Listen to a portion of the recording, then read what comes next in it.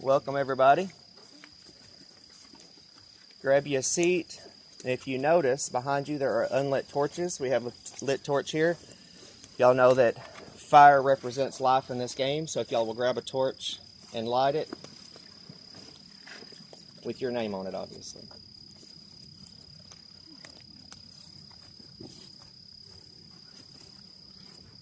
The one with your name on it. Oh my gosh. Already not listening. Make sure y'all spelled it right.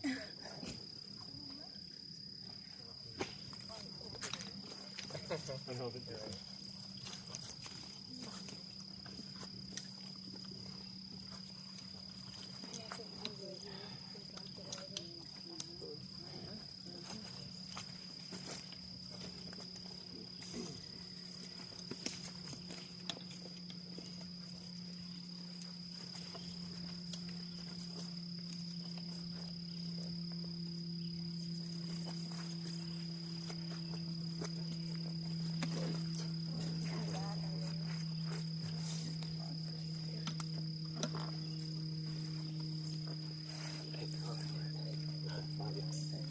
That's where I sit. Here.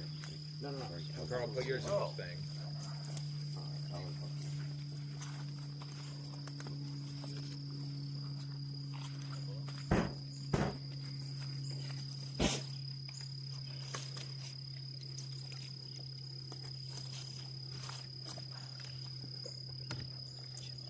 Alright guys, welcome to Tribal Council. So I'm going to explain how this works, and then Parker will do the question portion of this.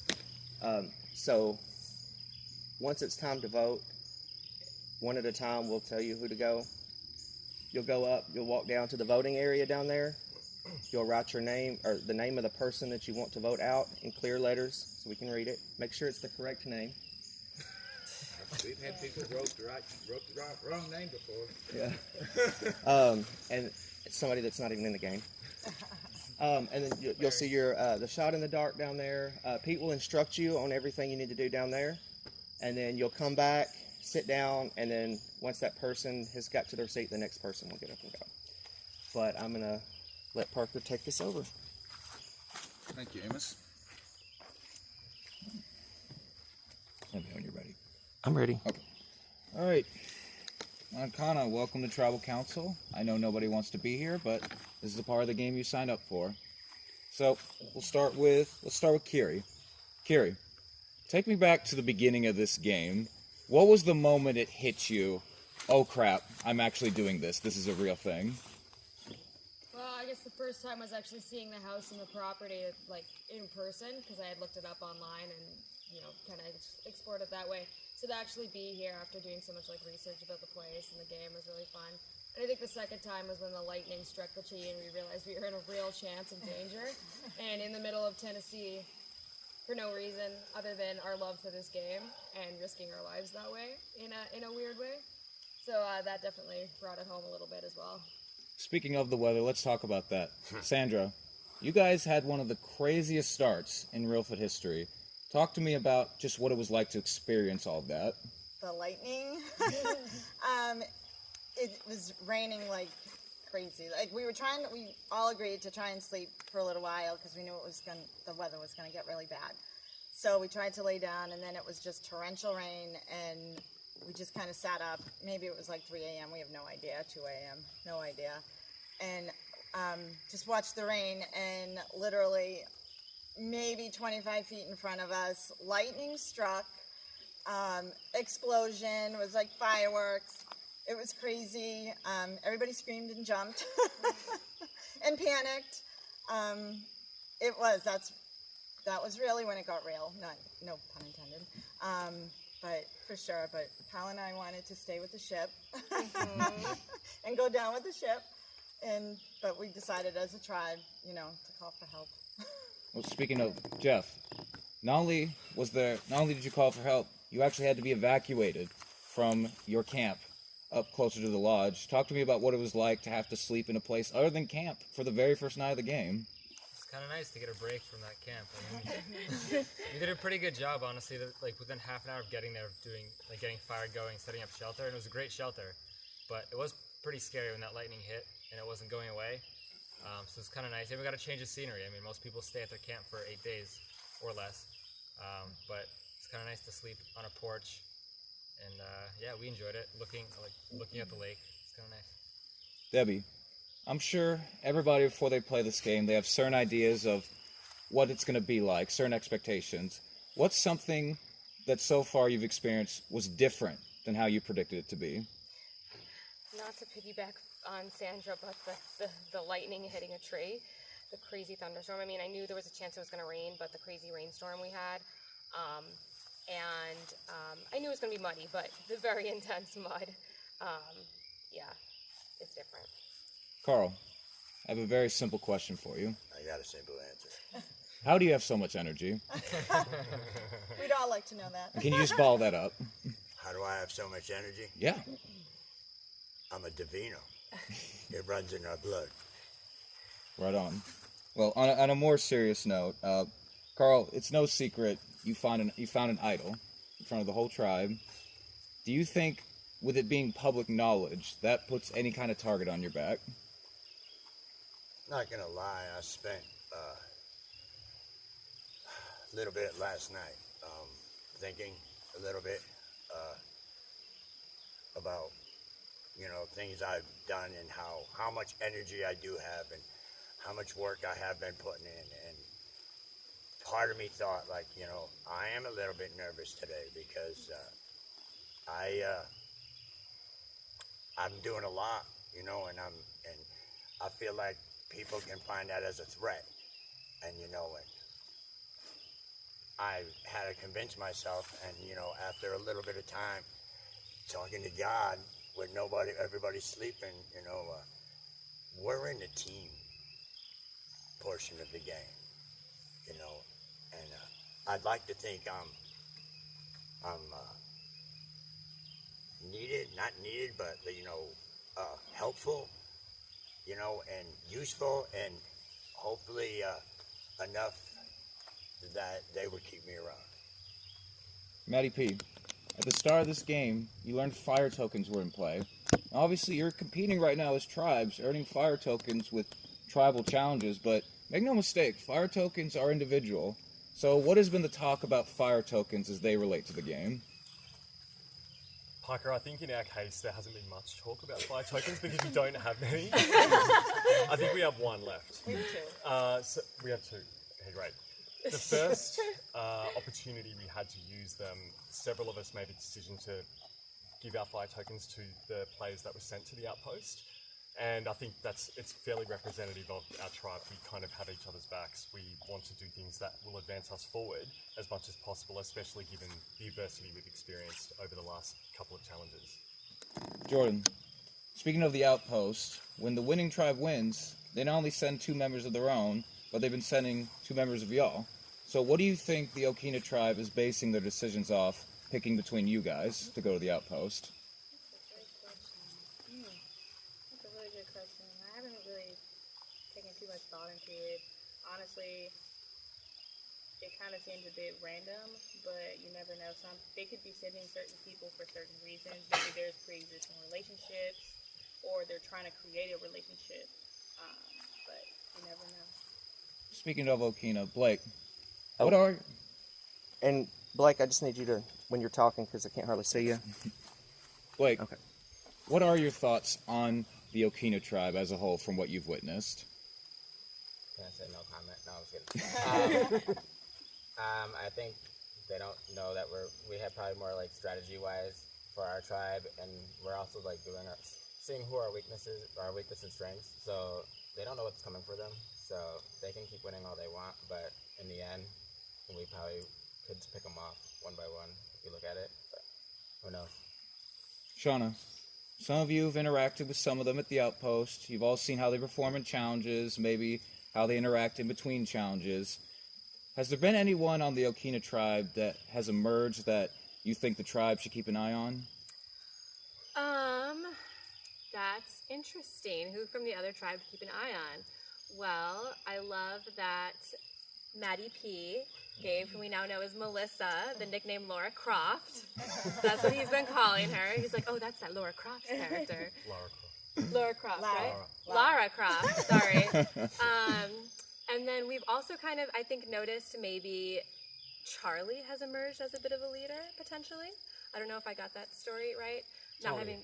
Tony has emerged as the leader, on that tribe. But they're like totally an enigma and a mystery, you know, like we have no idea what's going on over there, except that they've won 4 challenges and we've won 0. So, yeah. Well, speaking of challenges, James, in the immunity challenge last night, you were the first to go, and unfortunately you got to a rough start. You tipped it over. Now, this tribe was able to make a comeback and did manage to get to the puzzle. Do you think you tipping over was a costly mistake? I absolutely cost our team the immunity challenge last night, 100%. It was, I started too fast, fell over, and totally cost my team a lot of time building it back, seeing as how quickly we made up ground and how close we were in the puzzle. So absolutely, I take responsibility for that. I think it's really endearing that the entire tribe came to me pretty much right after that and said, you know, it happens, because I was like, okay, first immunity challenge, it's game time, it's go time. Let's get off to a quick start and get as many as we can so we can work on that puzzle, because we weren't as quick as them on the first puzzle of the season and the first reward challenge. So if it was going to take us a little bit of time and we needed a handicap, I wanted to be that guy. I was just too quick and wasn't smart enough about my rowing skills. Sandra, this is a game where it's all about giving people a reason to vote for somebody else and not you. So if somebody is admitting they cost their team a challenge, is it a fair reason to potentially vote that person?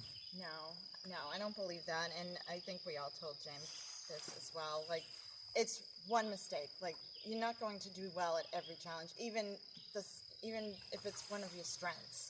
You know, everyone has a bad day. You know, even the Celtics, even though we don't know what the score is or anything, they may have lost the game. But so, everyone has a bad day, and one mistake. You know, if it was like continuous and 4 or 5 challenges, and James screws up, then no offense, James, maybe. But one challenge. As long as it takes 5 or 6, right, 4 or 5, you know. Like, screw up on one day, like it happens, and it's going to happen to each one of us, I'm sure. Shauna, you alluded to it a second ago. 4 consecutive losses. What do you think this tribe needs to either change or improve on to turn this streak around? Well, I think we need a little incentive, aside from immunity and reward, apparently, because that hasn't been doing it for us, I guess. So we've come up with a plan, and our plan to truly motivate us is that the next immunity challenge that we win, Carl here will wear an extra Speedo that we have around camp and do his next confessional in it. And that is the fire that we need to win this next immunity challenge, and it's going to work. It's ours. The next one is ours. We can't wait to see it. Right on. Get the cameras rolling. Get the cameras rolling. Or shut them off. Either way, we're going to have a good time. Debbie, this is the first vote. You've done challenges. You've been out here for 3 days. What do you base your vote on? Is it tribe unity? Is it challenges? Is it social bonds? What do you want to base your vote on? Good question. I think at this point I kind of agree with what Sandra was saying. I think it's all about tribe unity and social at this point. And and I think it's really too early to tell who's good at what types of challenges, because we've only had a few so far.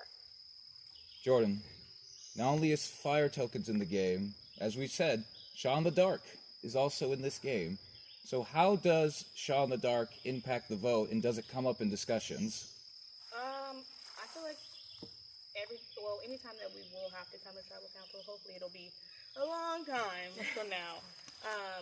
The Shot in the Dark is always going to be in the back of our minds, because you never know. It's a 1 in 10 shot, but that person could end up becoming safe, and I could be gone. You just never know. So it's always in the back of our minds. Jeff, do you think the person who's leaving tonight has any idea it could be them? I think in Survivor, you never really know, because multiple names get thrown out, it's never straightforward.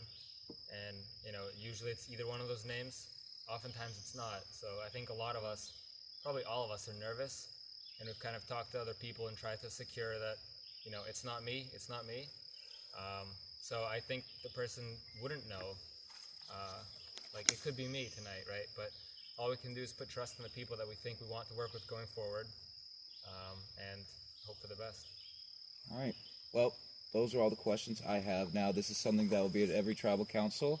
This is the period of time where if anybody else has anything else they want to say, address the group, address someone individually, this is your this could be your last chance to do so. All right. So from here on out, there's no more talk.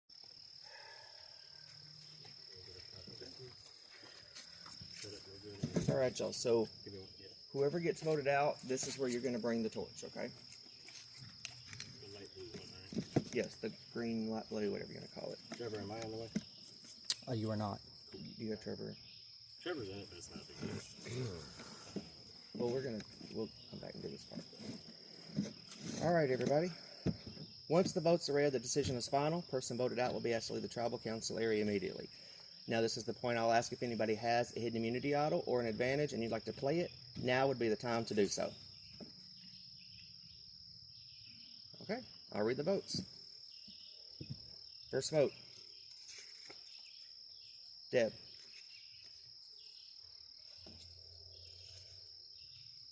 James. One vote Deb, one vote James. Blake. One vote Deb, one vote James, one vote Blake. Deb. It's 2 votes Deb, one vote James, one vote Blake. James. It's 2 votes James, 2 votes Deb, 1 vote Blake. Deb. It's 3 votes Deb, 2 votes James, 1 vote Blake. Deb. It's 4 votes Deb, 2 votes James, 1 vote Blake. Deb. That's 5 votes Deb, 2 votes James, 1 vote Blake. And the first person voted out of Surviving Reelfoot, the Decennium, Deb. Wow, you guys really blindsided me. You need to bring your torch. Love you, Deb. I'm sorry. Love you. We love her. We love you. Oh, the epic blindside. Really thought it was going to be a different way. Survive.